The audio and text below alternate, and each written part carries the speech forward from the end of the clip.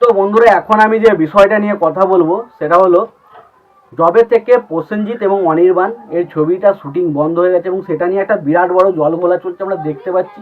এবং ফলে আমাদের যে ডিরেক্টররা তারা একদিকে হয়ে গেছে এবং তার পাশে ডিরেক্টর এবং কিছু অভিনেতারা একদিকে হয়ে গেছে, এবং আমাদের যে ফেডারেশন বিষয়বস্তুটা তারা কিন্তু একদিকে। সুতরাং ফেডারেশনের সাথে তাদের কিন্তু একটা বিরাট বড় ঝামেলা হচ্ছে এবং সেইটা নিয়ে কিন্তু একটা বিরাট জলঘোলা চলছে। তো সেই বিষয়টা নিয়েই কথা বলবো। এবং তার পাশাপাশি যে ধরুন, এই ছবি এই হিরোর যে ফ্যান বেস, প্রসেনজিতের ফ্যান বেস বা হিরোর ফ্যান বেস, তারা কিন্তু এখানে জিৎ দাকে নিয়ে কিন্তু বিরাট কিছু কথাবার্তা বলছে। তারা বলছে জিৎ স্বার্থপর, জিৎ কখনো বাঙালি হিরোই ছিল না, তো বাংলা ইন্ডাস্ট্রি সম্বন্ধে সে কী বুঝবে, এবং সে তো বাংলা ছবি দেখেই না, সে বাংলা ছবিকে ভালোই বাসে না, তার বাংলা ছবির তার বাঙালির প্রতি কী ভালোবাসা থাকবে।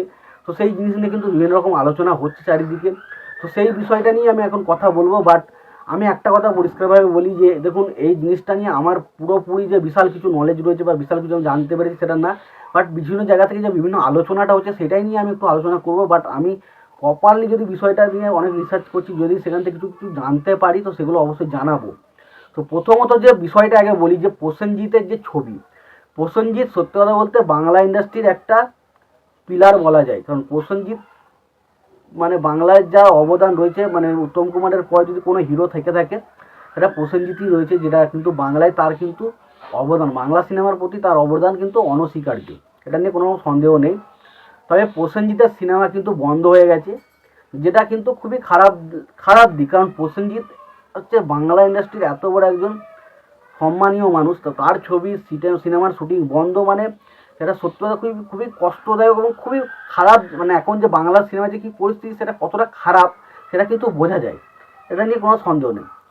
এবার দেখুন, বিষয়বস্তু হচ্ছে এটা কি না, যবে থেকে ফেডারেশনের বিষয়টা এসছে, তো ফেডারেশনের বিষয়ও যখনই চলে এসছে তখন কিন্তু মানুষ যখন একটা সিনেমা করে, আমি বারবার করে আগের দিনও বলেছি এখনও বলছি, যে যখন একটা সিনেমা করে তারা কিন্তু তাদের নিয়মিত লোকজন কিন্তু তারা ব্যবহার করতে পারে না।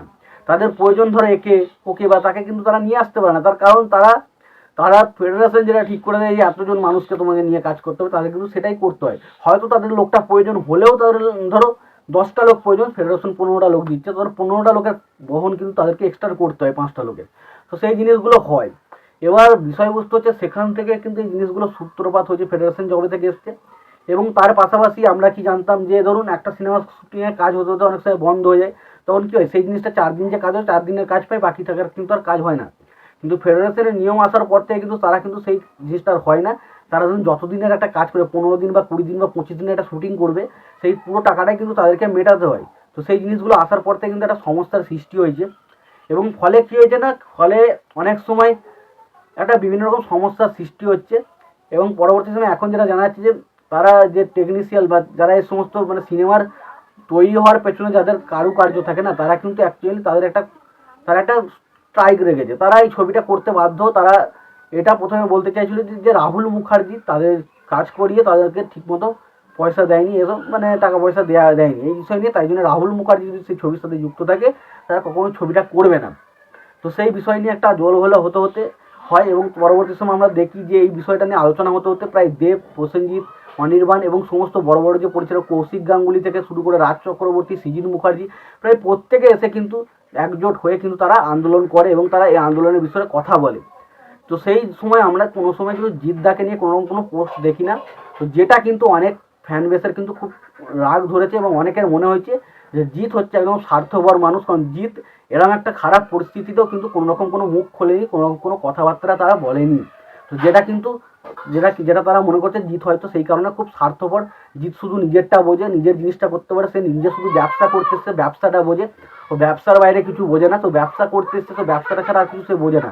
তো সেই কারণে তারা এই জিনিসগুলোর এলিগেশন লাগাচ্ছে যে জিৎ হচ্ছে একদম শুধুমাত্র ব্যবসাদার। সেই ছবির বাংলা ছবির ভালো হোক খারাপ হোক তাদের কিছু এসে যায় না, বাংলা ছবি চলুক বা না চলুক তাতেও তার কিছু এসে যায় না। সে শুধু এখান থেকে ব্যবসাটা বোঝে, তাই সে শুধু ব্যবসা ছাড়া কিছু, সে যেহেতু বাঙালি নয়, সে যেহেতু একটু অন্য ইয়ের লোক, তো জিৎ মদনানি তার যেহেতু টাইটেল, তো সেই কারণে তারা আবার এখান থেকে এটা এলিগেশন লাগাচ্ছে যে জিৎ তিনি বাংলার যেহেতু লোক নয়, তো সেই কারণে তার বাংলা ইন্ডাস্ট্রির প্রতি তার কোনো ভালোবাসা নেই, সে শুধুমাত্র ব্যবসার জন্য সিনেমা করে।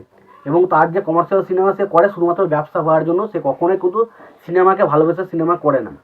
তো এই জিনিসগুলো নিয়ে কিন্তু বিভিন্ন রকম অ্যালিগেশন আসছে, এবং তার পাশাপাশি সবচেয়ে বেশি অ্যালিগেশন যেটা নিয়ে বলা হচ্ছে সেটা হচ্ছে জিৎ তো বাংলা ছবি দেখে না, সে বাংলার হিরোদেরকে কোনো আইডল মনে করে না, এবং তার পাশাপাশি সেটাও বলছে যে রঞ্জিত মল্লিকের যে অভিনয় দেখে সেটা জিতের হাসি পায়। তো অ্যাকচুয়ালি দেখুন বিষয়বস্তুটা ওটা নয়, হয়তো কোনো মানুষ কোনো সময় কোনো কিছু স্টেটমেন্ট দিতে গিয়ে কোনো কিছু কথা বলে ফেলে, হয়তো আমরা এমন কিছু স্টেটমেন্ট হয়তো অনেক হিরোর কাছ থেকে অনেক কিছু পেয়েছি, সেগুলো হয়তো তাদের বিষয়ে আমরা বলছি না, বাট অ্যাকচুয়ালি এখন যেহেতু অনেকে এখন মেন মানে আমাদের মেন বাংলার তিনজন সুপারস্টার বলতে আমরা তিনজনকে বুঝি, একটা হচ্ছে দেব, জিৎ এবং প্রসেনজিৎ, এবং যেহেতু প্রসেনজিৎ এবং দেব একসঙ্গে বিষয়টা নিয়ে আলোচনা করছে বা বাকি সমস্ত যারা রয়েছে করছে, এবং যেহেতু এটা বাংলা ইন্ডাস্ট্রির একটা বিষয় নিয়ে কথা, সেই কারণে জিৎ যখন কথা বলেনি, তো সেই কারণে কিন্তু তাদের যে ফ্যান বেসটা তারা কিন্তু উল্টোপাল্টা অ্যালিগেশন লাগাচ্ছে। এটা কিন্তু অ্যাকচুয়ালি সত্যি, কতটা সত্যি বা কতটা মিথ্যে সেটা আমার পক্ষে জানা সম্ভব নয়, কারণ আমি বলতে পারছি না জিৎ স্বার্থপর কিনা, বাট আমাকে যদি বলেন আমি বলবো স্বার্থপর অ্যাকচুয়ালি স্বার্থপর ইন্ডাস্ট্রিতে সবাই, এটা নিয়ে কোনো রকম কোনো কথা নয় যে সবাই কিন্তু নিজেরটাই বোঝে, কেউ কিন্তু অ্যাকচুয়ালি কারো অপরেরটা কিন্তু বোঝে না, যখন যে বিপদে পড়ে তখন সেটা বোঝে। এবার এই বিষয়টা হচ্ছে কি জিতকে যে বিষয়টা অ্যালিগেশনটা লাগানো হচ্ছে এটা কতটা যুক্তিযুক্ত বা কতটা যুক্তি নেই সেটা কিন্তু অ্যাকচুয়ালি তাদের কথাবার্তা থেকে বোঝা যায়, কারণ সে হয়তো কোনো সময় একটা এই কথাটা বলেছিল, এটা নিয়ে মধ্যে একটা তর্ক বিতর্ক আছে, বাট সেই কথাবার্তাগুলো কিন্তু এখন আসছে সেটা বুঝতে পারছি না। এবং জিতের একটা পোস্টে কি সব কিছু হয়ে যেতে পারতো সেটাও তো আমি বুঝতে পারছি না, তারপরেও তো একটা তাদের একটা ইয়ে থেকে একটা পোস্ট পাঠানো হয়, সেখানে আমরা তিনজন দেখি, যেখানে আমরা সম্পাদক একটা সাধারণ সম্পাদক হিসাবে শান্তিলাল মুখার্জিকে দেখি এবং সহসভাপতি হিসাবে আমরা জিতকে দেখি, তো বোঝা যাচ্ছে জিত হয়তো কিছু করার চেষ্টা করেছে কি করেনি সেটার বিষয়ে আমি পুরো তথ্য জানি না, বাট জিতের পেছনে যে বিনা কারণে একটা ক্ষোভ প্রকাশ করা হচ্ছে সেটা কিন্তু আমার মনে হয় না ডেফিনেটলি সেটা কোনো যুক্তি, এর মধ্যে কোনো যুক্তিসত্য কথা রয়েছে। তো এইটা আমার মোটামুটি বলা ছিল, তোমাদের কি বিষয়ে তোমার মতামত রয়েছে তোমরা অবশ্যই জানিও, তোমাদের এই ভিডিওটি ভালো লেগে থাকে লাইক কমেন্ট শেয়ার করে দিও, নতুন থাকলে অবশ্যই সাবস্ক্রাইব করে পাশে বেল আইকনটা অবশ্যই প্রেস করে দিও। ভালো থেকে সুস্থ দেখাচ্ছে পরে।